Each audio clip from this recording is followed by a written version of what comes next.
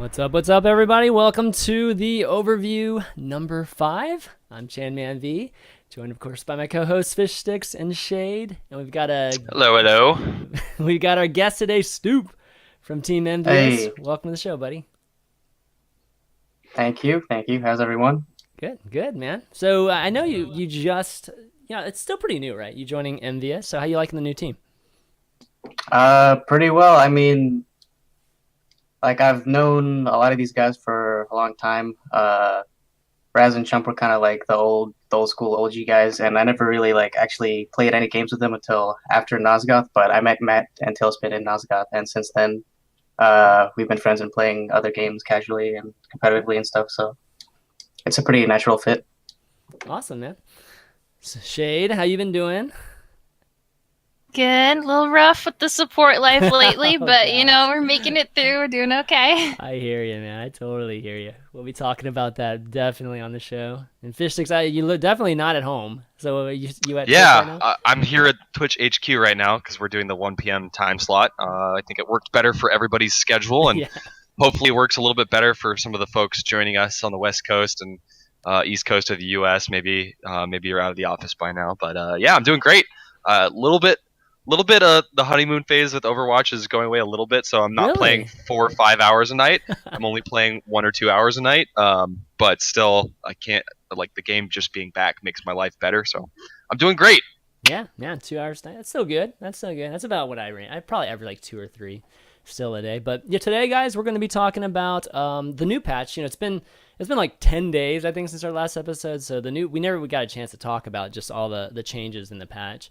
So we'll go over that briefly, and then a lot of other things still going. Like I see things that we're hoping that still get changed. So we'll mention some of those. Of course, the competitive scene. Esports is always going to be a very huge topic for us here on the overview.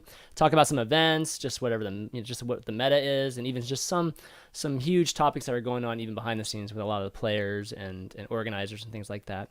And then at the end, guys, we'll do some Q&A as like we always do. So tweet your questions to the overview GG, and we'll try to ask as many as we can. Okay, let's start off with the patch. So the patch now, it feels like it's been like a month now since the new patch has come out. But why don't we just go over some of the things, and I guess how you, or what your reactions are to, or what you think the results have been with the changes. So let's start off with, I guess, the Torb and Bastion change, right? That was like the big things, and some of the nerfs that they did to both of those characters. We'll start off with Bastion. Steve, what do you think about Bastion? The changes. Is there any play in the highest level right now with Bastion? Actually, yeah, we've Okay.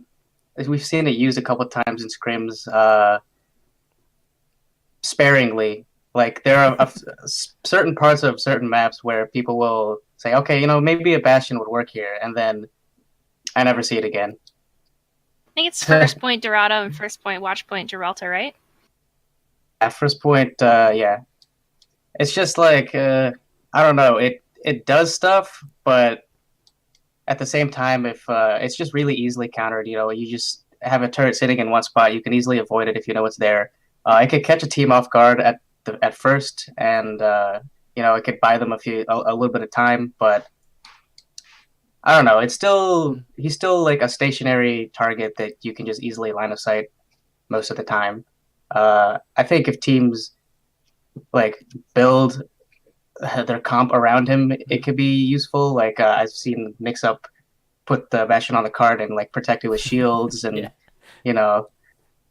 But I don't know. Other than that, it's like it's fun in pubs and maybe every now and then in comp bring it out just to surprise your opponents. But Yeah. yeah, Okay. Fish sticks. What do you think? just kind of there. What do you think about the change? Like, do you like the change? Well, yeah, I do. I like the change because it's a minor buff to the non-deployed version of Bastion, and I think really the one of the main reasons Bastion just isn't viable in comp is because of how immobile he is and how immobile he was. Yeah. So the fact that he's a little bit better when he's not deployed, I think, is a great change. It makes it so he can pop and stop and get up and still and not be completely useless when he's in the mobile form. So I think that's a great change. I still think he's not that great as a character, but like Stoop said, you're going to see him pulled out when it's like a surprise. That's when it's going to work, is when the other team isn't expecting it or doesn't have a great idea on how to counter it. But after it's been out for a little while, it's pretty easy to counter. Yeah. Shayed, any comments on Bastion? I mean, it's definitely the most fun thing to pocket right now. That's for sure. Yeah, I can imagine. Oh my god, It's the just damage assists done. galore. Yeah, that's true. I can definitely see that.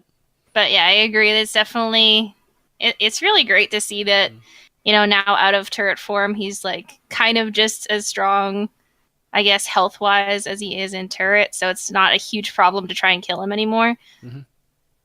But other than that, I don't know. I think it was kind of like a quality of life thing more than like a nerf or a buff. Yeah, it's definitely like really fun to actually play in pubs now because it's usable and it's not super annoying for the other team, like to have a 3,000 health or 2,000 health shield in front of it. So you have to use like a specific other class just to get around him and do damage to him. Mm-hmm. So it's not like as grief, it's actually fun to play and play against in pubs, but I think that's probably the best place for him is in pubs. I don't like maybe a surprise one every now and then in competitive play, just for the hype. But it's not something I would like to see like all the time and have it be like a really strong thing. It's just not fun to deal with in a competitive setting. Yeah. Same with like Torbjorn's regular turrets; they were really strong and too good probably in pubs.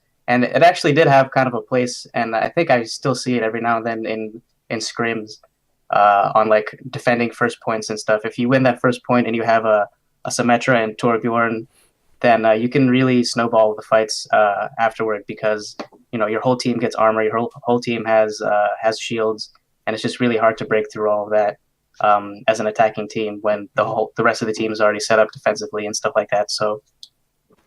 Yeah, you brought up Torbjorn. Torbjorn, got like a slight nerf like to every little piece of Torbjorn, which was really good given that I think the buffs were to every single thing before. So what do you guys think of that? What do you guys think of the Torbjorn? Was it just right? A little too much? A little too little? Shayed? No, I think it's what was needed. His turret's a little bit strong, so like especially kind of just. I see a Torbjorn and I'm like, oh, if I have a Pharaoh on my team, she just needs to like automatically switch. She flies in, automatically just gets sniped out of the air. It's like worse than playing against a Widowmaker with really good aim. You just automatically locks onto you and you're just dead. Yep. So I think the fact that now it takes kind of the 0.5 seconds to lock on a little bit helps. Yeah. I really like the... Go ahead, Fish. No, you go, Stoop. Few it says.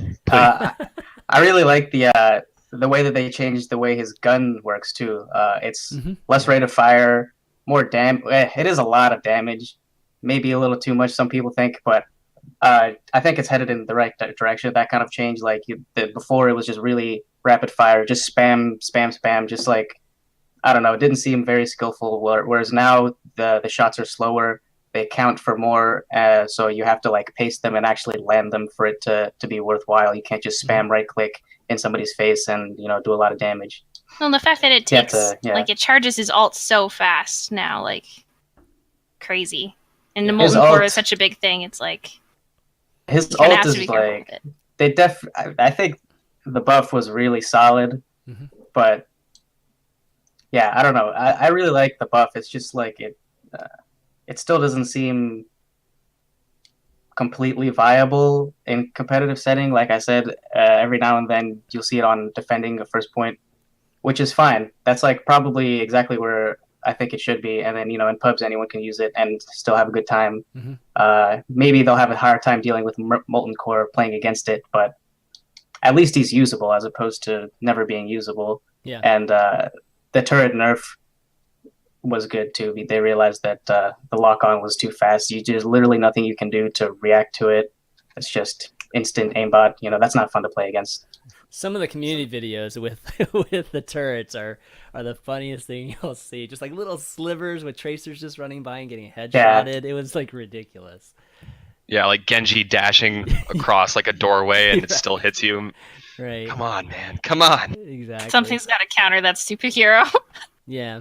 I mean, with both Torbjorn and Bastion, I think the discrepancy between just the highest level and more of the low level casual players is the difficulties of designing that or making Right. changes, right? And I feel like they did a good job with both of them, right? They made it a little bit better for the casuals and the lower skilled players because they're easier to kill. Like the turrets are much easier to kill now, so it's not like you have to coordinate. You have to have like a 6-man team or even like a 4-man team just to coordinate to kill these entrenched areas, right, on either first objectives or even like last objectives on Hanamura.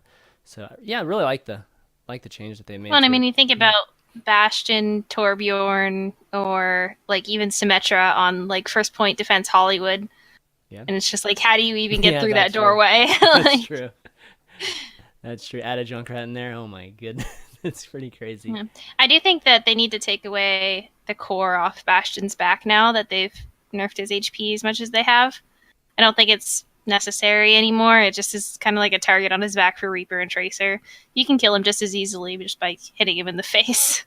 I Yeah. have so much fun playing Genji versus Bastion because they always train on me after I do like 1 or 2 shuriken attacks, and then I just reflect it all, and they always die yeah. to it, man. Yeah. They can never react fast enough. The worst kind of Yeah, person. yeah. Genji players. No, that they die instantly me. now. Yeah, exactly. Genji's definitely the counter to it. No, the core on the back. I mean, was that ever useful? Like, because every time I see Bastion, they have their backs to a wall, so it was like it was never Yeah. exposed for me. It really didn't seem like that useful against a good Bastion with like good reaction times because now they can just turn 360 degrees and it's like the core doesn't even exist, Mm-hmm. Yeah, I mean, it was nice for when he had like 600 armor or something ridiculous like that, but right now it's probably not needed. Like it just kind of nerfs players that are more casual and don't have as good reaction times and can't turn their mouse instantly to avoid being crit for 3 times damage in the back. Yeah. It just doesn't really make any sense. Yeah. It makes him feel like he has 150 HP instead of like 300. Yeah, and 300's it's not very much Average. for him already. Yeah, exactly. It's pretty average hit point for a character. Okay, Diva and Mei, they got some very minor buffs. Any impact with these buffs? Like you guys have noticed?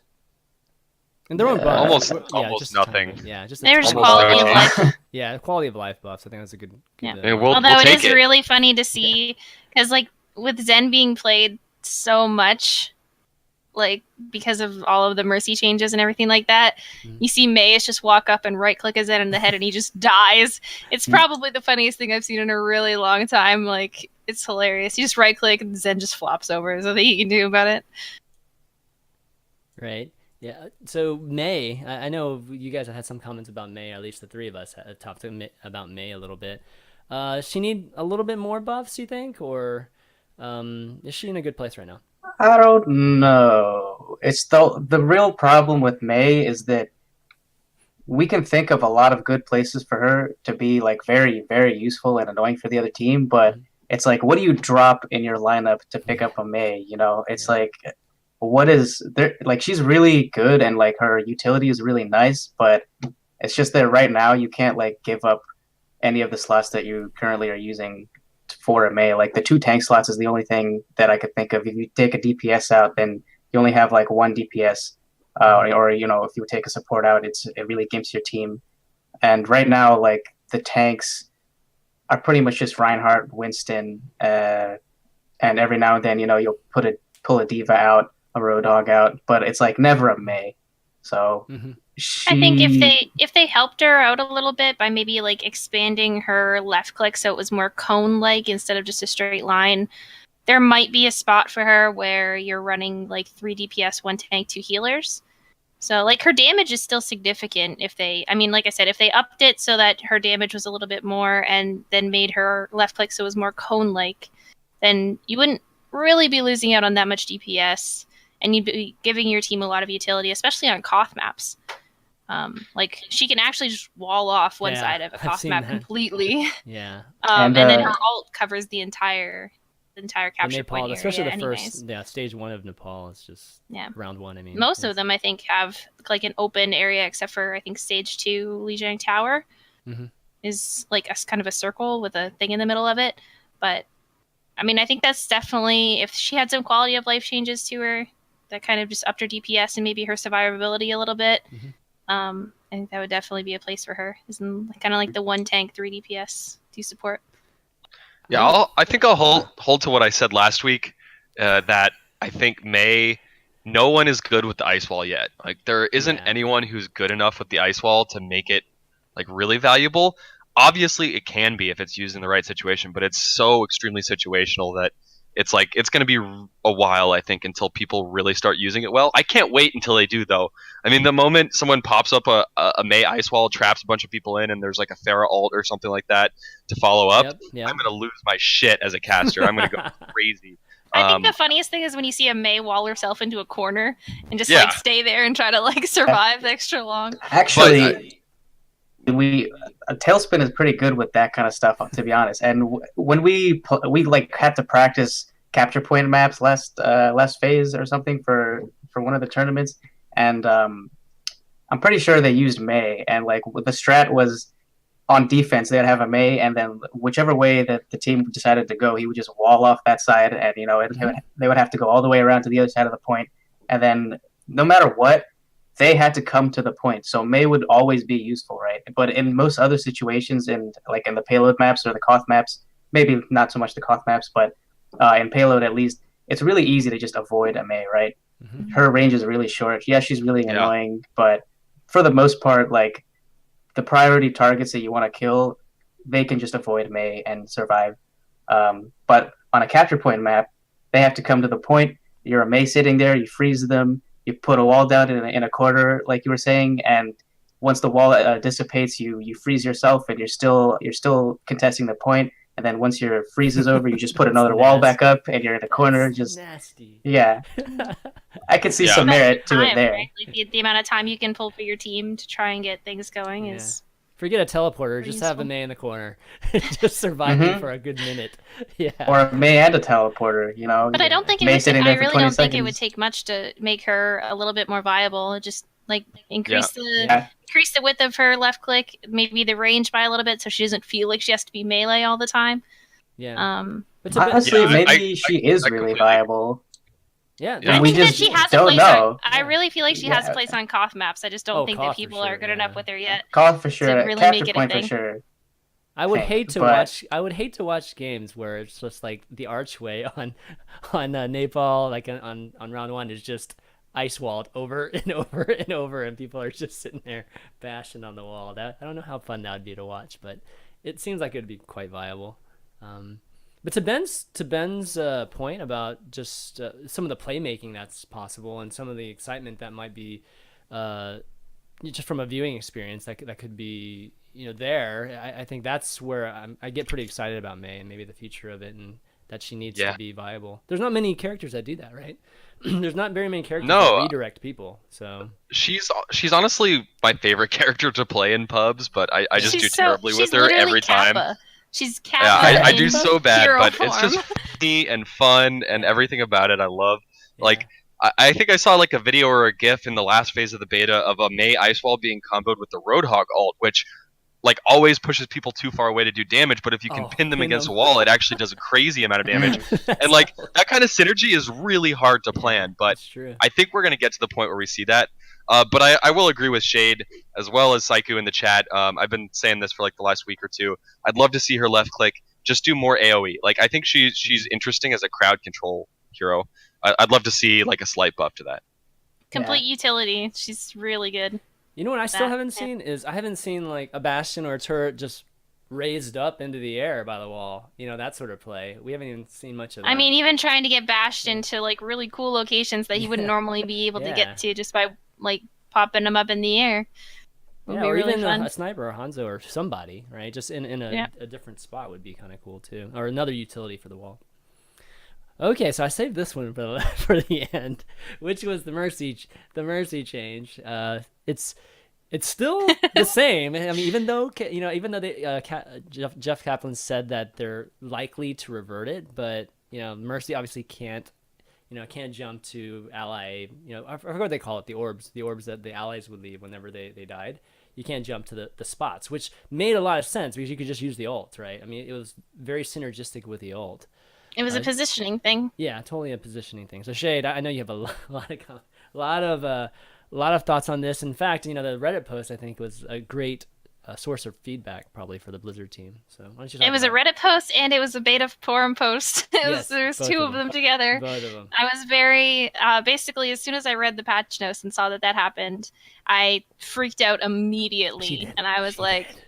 I can't believe this is happening. I completely lost it. Like writing in a million chats and like talking to like everyone that would listen to me about it. I was like, I can't believe they did this. It was the only thing that saved her, even remotely from the 15 range that they put her ult down to. Like that was the saving grace, was being able to jump to dead allies and res them from there. So as soon as I saw it, I just freaked out. I was like, this cannot be happening. This cannot stay. Like, please revert it. You know, as thankfully disappointed Jeff as saw you it, were so- with this change, I'm equally as stoked about the fact that they literally responded within a couple of hours. It was like Yeah. the patch Wow. notes came out. I think we're they in had this- to though. I Yeah. actually tweeted it to them every hour Sure. for 4 hours. So That's the way to do it.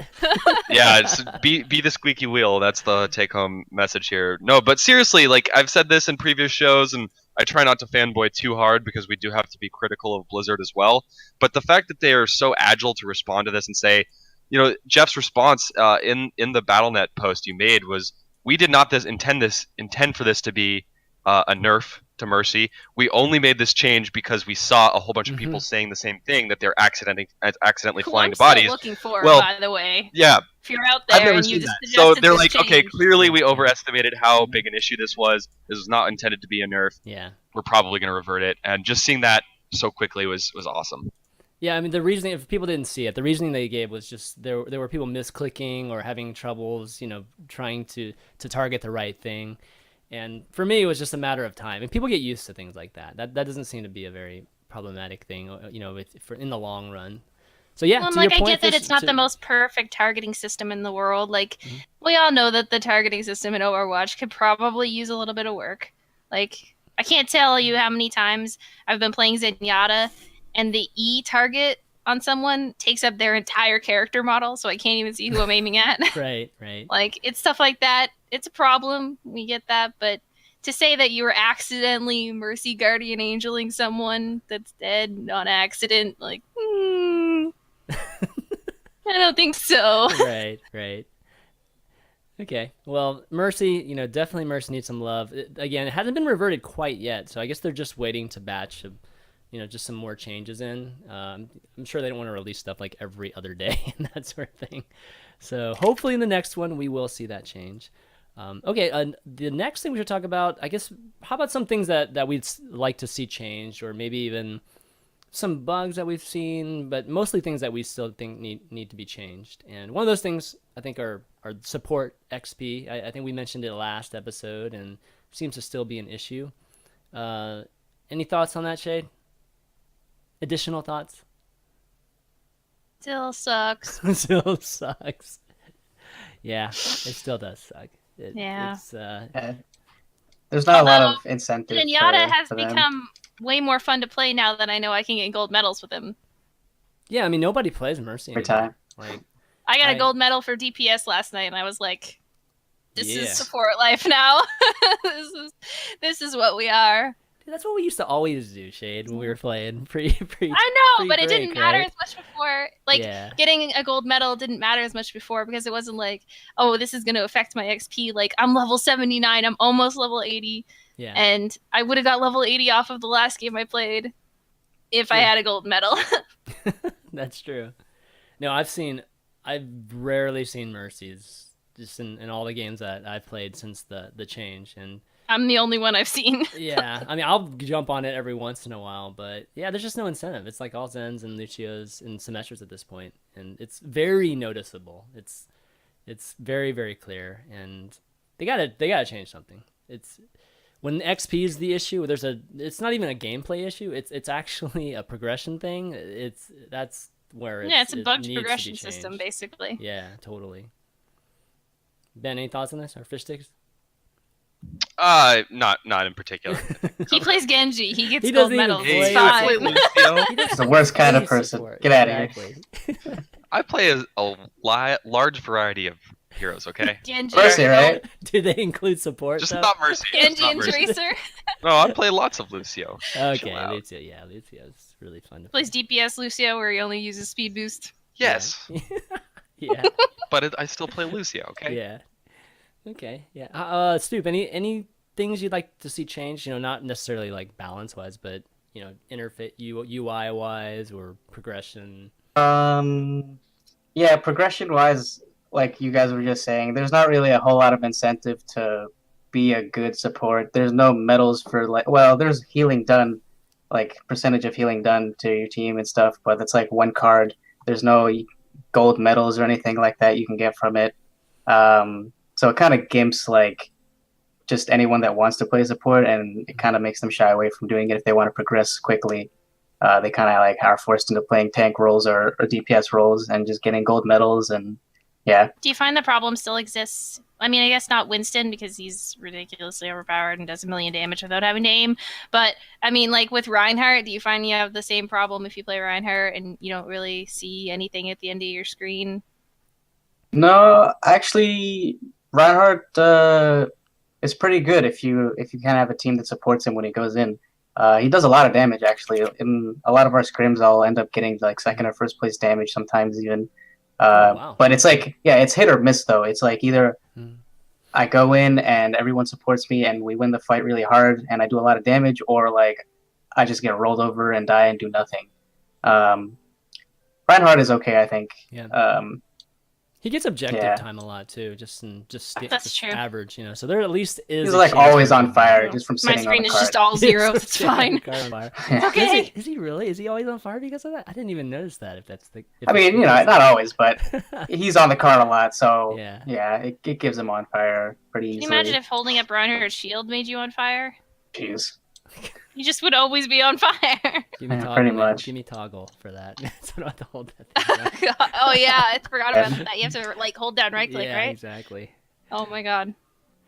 Hey, what do you? Still, but yeah. Hey, what do you guys think about the whole gold medal card thing? You know the. Oh, yeah. You know the card. Yeah. for So gold- This Oh, person got you're- 5 medals and 2 of them were gold.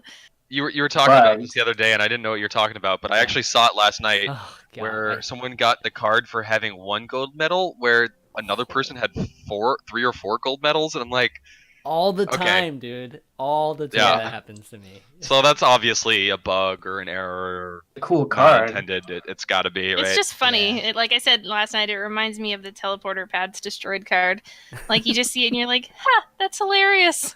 Like, Yeah, the value Yeah. system for, those type of achievements I think are a little bit off, but the gold one is messed up. I mean, they need to fix that one. I think the card is cool. You know, if somebody gets 5 or 4, Mhm. then they deserve one. But I get 1. I was telling Shayed and FishStix last night. I get 1 like 50%. There's a guy with 1 gold card 50% of my games, which is crazy. It's just that's definitely. you just gotta get I more mean, medals, Chan. definitely- You gotta get more Mathematically medals. speaking, I get more medals than 1 gold. I don't somebody's get gonna it. get the It's gold okay. medals, right? So Yeah, everybody's gonna get, or somebody's gonna get at least 1 gold medal or 5. I don't know if it's worth like having a card unless Yeah. someone gets like 2+ gold medals Yeah. or maybe 3 gold medals. Otherwise, it's like obviously someone's gonna get gold medal.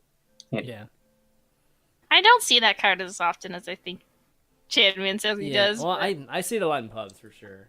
It's astounding. See it in scrims. It's actually astounding how many times I see it. So I don't know what the algorithm is for it, but it's definitely off. It's something they wanna take a look at for sure. Anything else? I have this thing down too for death replays. I get confused sometimes, especially on like King of the Hill maps with the objective meter, because on the replays it shows what the objective meter was during that time in the game, like when you die, and then so sometimes it says like Right. 90%, and then all of a sudden the game just ended like in front of me. That's one of the reasons Yeah. why I think most competitive players just have that feature turned off, the death cam. Oh, okay. Uh, Right. Yeah, they just want to see like what's going on in the field at the time when they die, so that they can make useful, informative calls rather than seeing, oh, I died in this really stupid Mm. way, Okay. and then not being able to see the current real time like objective meter and what's going on in the kill feed. because the death cam also replicates the kill feed Yep, of yep. the time where you died. So Yeah. yeah, it's just not useful information. I like so leaving it I on so turn that it I off. can see the roadhog hook that went through a wall in order to hook me. You know. Yeah. Yeah, I mean, when I'm playing around in pubs Yeah. and stuff, sometimes it's funny. The main It's fun thing to I see that actually kind of use it stuff. for is just to see like the percentage of the person's ultimate that killed me, and then I'll Yeah, just usually that's hit useful. escape afterwards Yeah. because I find That that is pretty that is useful. one thing that's pretty That useful. is Yeah. nice. So Mhm. I'll just see that and then click escape and watch what's Mhm. going on currently in the game. Yeah. Okay, well, why don't we start talking about some of the competitive events that have been going on? There have been a lot of them. It's pretty hard to go through all of them, but FishStix, why don't you kind of take the lead on this one? Sure. So every week we have 2 more Gosu Gamers tournaments and actually a handful of others. Right now there's basically like 15, 16, 17 hours of tournament coverage, like almost Saturday and Sunday every weekend, which I think we're going to talk about a little bit later. But I did want to talk about some of the results for a second here. Last week we're talking about the fact that the European the European scene has about 4 or 5 teams that all compete at a similar level. We'll make that 6 because G2, after not really showing up in any of the previous tournaments, ends up winning the Gosu Gamers European Weekly on Saturday. Kind of an upset there over Reunited GG, aka the old Fnatic team. So now you've basically got 5 or 6 European teams all kind of trading. One week, one of them wins. The next week, the other one will win. Important to note. With that Important to tournament, note. FishStix, with that tournament, Yeah. what were all the good European teams playing in that one? No. Yeah. So, They were not all Yeah. playing in this one. We didn't have IDDQD. We didn't have Eccentric. It was basically Reunited GG and G2 were like the top 2. Yeah. See, what's going to happen is that whatever team has Pluppy that week is going to win. Yeah, you just took And then it he's out of my gonna mouth. switch to another team, and the week after that, No, that it- team's gonna win. It's actually Yeah. true. I Totally was just true. about to say that. Puppy G2 factor. was playing with Tvik, aka Pluppy, who, Um, if you've been following the scene even loosely over the last couple of weeks, He's the you've been town seeing he's bicycle. playing for a different team every single tournament. He's playing. Last week he played for 2 different teams in a weekend.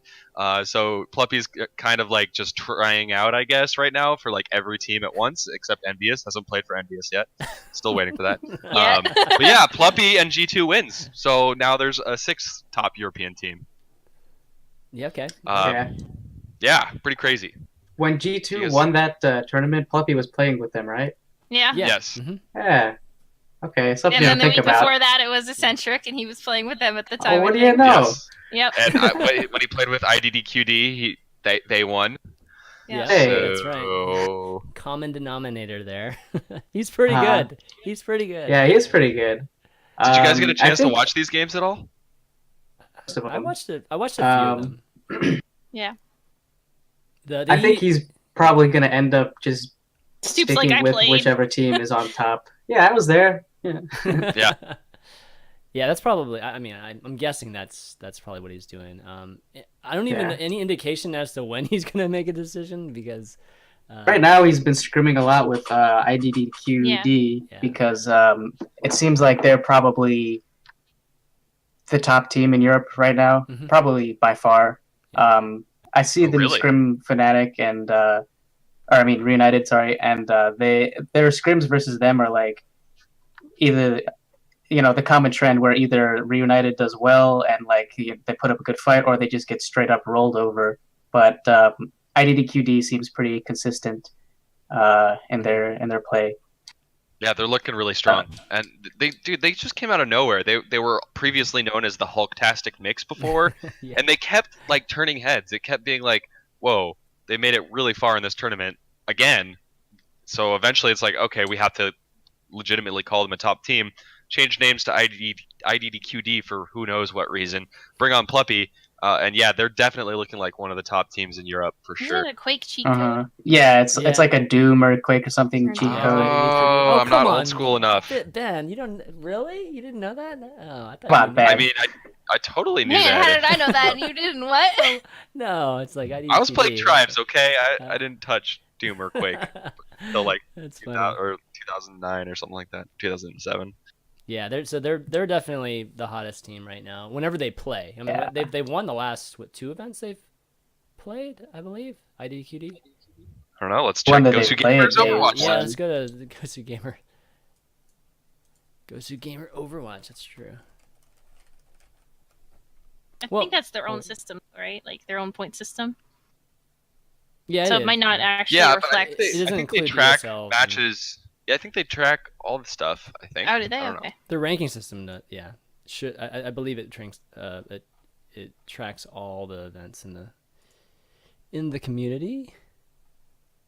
All right, looking here. Oh, okay, the results are. I can't really tell who wins. I wish they just showed who won and lost in this in this little chart here on Ghost2Gamers. Actually, if you scroll down, you can see recent performance, and it shows all the matches they've played recently. It's pretty interesting. Yeah, it's definitely nice. Yeah, check that out too, guys. They have a nice site right now, or at least it seems to be. If there is a community site, it seems Ghost2Gamers is the one right now. But how about NA? What's going on in NA right now? What's going on in NA? Well, yeah. I mean, we should definitely that a turn the great lead-in? table to Stoop in a second here. Yeah. But we did have Envy, of course, the team that was dominant in the previous phase of the beta, winning 5 out of the 6 tournaments that they played in, 6 out of the 7, one of the 2. They came back in their first performance ever in this phase of the beta, and of course they ended up winning. However, it was very, very close. It was a 3-2 grand finals that looked like it could have gone either way. I was shaking in my boots watching it. Yeah, I mean, first, like, we can just turn to Stoop now. And do you want to talk a little bit about that grand finals against Google Me? Sure. Google Me is a team that consists of a lot of players that a few of them have been playing together for a long time. I know Sure4, Tech, and I think Reaver were playing together for a long time in other games too. And they're definitely like looking to make a roster to win, right? They're not just sticking with whoever is their best friend or whatever. They want to win, and they put up a really good fight right now. We've been scrimming them, and they're probably the best, if not the second best team right now. Mix Up is like they're up there, and they beat us sometimes. We beat them usually, but it's like they don't seem nearly as coordinated as Google Me right now, and it really showed in the tournament. Obviously, in Numbani, we kind of misplayed that first map and got rolled. We got snowballed because of the way that the ult system is working right now. It really snowballs people for winning fights. Like the first fight means that they've built up so many more ultimates for the next several fights. It's really hard to come back from. But the second time we played Numbani, obviously we had our plan in mind and we actually executed it well, and that showed. As far as the other maps, I don't know. They're just really strong. Their strength comes mainly from their Genji player, which is Sure4, and they play around him really well to make sure that he succeeds. And we also use Genji, but not quite as much. And we kind of were forced to use him to do well. Obviously, we also were forced to use double monkeys and this other stuff that's been tried out because it just seemed really strong. And if it's strong, we use it. With the exception of Genji half the time. Well, we should talk about this meta shift that we saw this weekend. It was quite striking. I was casting the matches, and Shayed had actually mentioned to me earlier in the week that there's this new strategy that was kind of emerging of 2 Winstons, 2 Reapers, maybe 2 Lucios as well, which is basically what we ended up seeing. Like the semifinals and the finals of North America, almost every team on almost every match played 2 Winstons, 2 Reapers, and Lucio Zen or double Lucio. So basically, within the course of 1 week, this meta kind of spread like a virus to all of the top North American teams to the point where they were all just kind of doing it no matter what the circumstance was.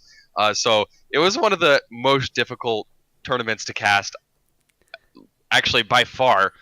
So far, it was super hard to cast. Like Winston's shocking each other, Reapers coming in from the side, flanking, getting some kills, and Wraith walking out. Like it was really hard to follow the action. And it was a huge shift in the meta where we used to see Reinhardt's like every single time. Earlier in the previous phase of the beta, we used to see Pharah all the time. She was barely used in this tournament. Reaper wasn't really considered one of the strongest DPS. It was like McCree, Genji, Pharah in the previous phase of the beta. So this was like a huge shift and kind of concerning. It brought up some issues that have been hotly contested in the private Discord channels and on the forums and all that stuff. I'll say that much. But yeah, I mean, there's a whole lot to talk about with this new meta and what's happened this week to counter it as well. I don't know if anyone else wants to jump in. Yeah, the monkey time was definitely a big topic this weekend. From, like you said, I think it was a combination of things, right? It's obviously from the meta standpoint, but also production. I mean, like you were talking about from the standpoint of casting. Even as a spectator, it was definitely harder to follow everything with Winston's just jumping everywhere and just following that point of view. So it was, I think that was a little startling. It's a lot different watching that sort of, jumping everywhere and just the camera's just constantly moving. So one thing I would point out, at least from a production standpoint, is that I think production teams should evaluate whether it's worth going POVs on a Winston, and having the cameras jolt like that. But overall, yeah, Stoop, what do you think of the whole meta, like going to that type of composition? Fun? Is it I mean, you're playing an FPS game. Yeah. You want to aim, It's definitely not not just left click. that fun to play. Like we really, I think the initial emergence of this comp was due to countering Genji. It was trying to counter Genji, right? Right now, since Mercy is definitely out of favor, the hands down best combo to use right now is a Genji with Zenyatta and Healing Orb.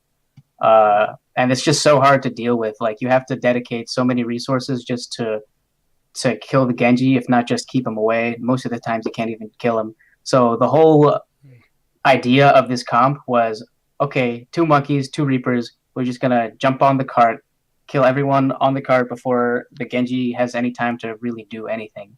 And yeah, that was kind of the whole point. That's why we used it in the first place. And we found that it was also strong if you used a Zenyatta and a Genji on the comp. So we tried it with that. We tried it with a Mercy Pharah combo, and it just seemed to work with everything that we tried, and it worked. So we used it. But that's not to say that it's not counterable, because right now we are scrimming these European teams who are using Junkrat and other things, other tactics, not even just straight up hard counters or whatever. They just play better. They play differently. They play around the Winstons. They know that the Winstons shields are finite, right? They can kill them really easily. It's pretty easy to just avoid. The strength that comes from using that comp is fighting in the Winston shields. If you don't fight in the Winston shields, their shields are down and you can re-engage on them. They have no other form of defense, right? Yeah, it's definitely not this overpowered god combo. It's just really good against a Genji. And so they just stopped running Genji. They use Junkrat and they spam from far away and they engage when our shields were down, and it works. So yeah, people just need to think a little more about how to play against these kinds of combos when they emerge. It's not like impossible, it figured it out like 3 days ago. It's not like it's going to be the best thing forever. That doesn't mean we need hero limits in the game. Yeah, so the undertone there, guys. Yeah, the undertone, guys, is that there was this huge discussion that was going on kind of behind the scenes with players and even maybe some organizers too, is that just seeing the double, double Winstons or double Reapers or whatever, like, should we have one, just a limit of one character or type of character per team, right? And just not having the doubles and things like that. And a lot of the players, or at least a lot of players in this Discord that we have, were agreeing with that. They thought that there needed to be. And obviously the opposite point of view was just that, you haven't even spent time trying to figure out a counter to it or even trying to problem solve it. And this kind of goes down a rabbit hole, or at least goes down a way of thinking that might be, unhealthy, right, for a game that's in its beta and just starting. So Shayed, you wanna comment on this? Yes, I do. Definitely, Shayed would say. I feel very strongly Tell us how about you this. really